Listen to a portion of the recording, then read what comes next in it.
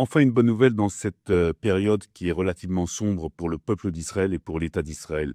Mohamed Sinwar, enfin, aurait été éliminé hier. Je dis bien aurait parce que pour le moment, nous n'avons pas encore confirmation. Qu'est-ce qui s'est passé exactement? Mohamed Sinwar était caché sous l'hôpital européen de Khan Younes avec d'autres terroristes. Il y avait eu des informations qui étaient remontées depuis 6 mois. Le Shabak et les forces de défense israéliennes enquêtaient sur la présence de Sinwar sous cet hôpital. Comme d'habitude, comme vous l'aurez remarqué, Sinwar se cachait là où il y a des civils, là où il y a un hôpital, comme il se cache régulièrement tous ces terroristes, où il y a des écoles, où il y a des civils, pour se servir justement de cette population comme bouclier humain. Hier, donc, il y a eu une attaque très forte de l'armée de l'air israélienne avec des dizaines de bombes qui ont, je dirais, perforé sous l'hôpital européen. D'après les informations et d'après, je dirais, les informations venant du Hamas, il y aurait eu 6 victimes.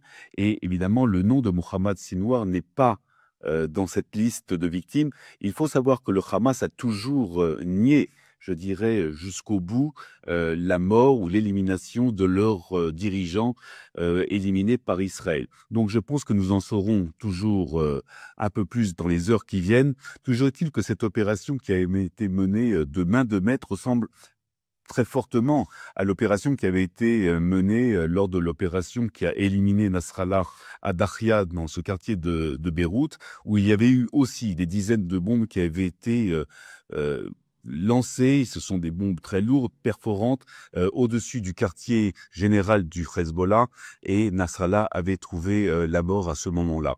Donc attendons confirmation. Pour le moment, les choses évoluent. Toujours est-il que c'est une très bonne nouvelle. Mohamed Sinwar était le frère du sinistre Yahya Sinwar. C'est lui qui avait repris, je dirais, les affaires, entre guillemets, et dirigé le Hamas de la bande de Gaza. C'était quelqu'un d'extrêmement violent, qui avait des velléités d'une très grande violence et qui était contre toute libération des otages.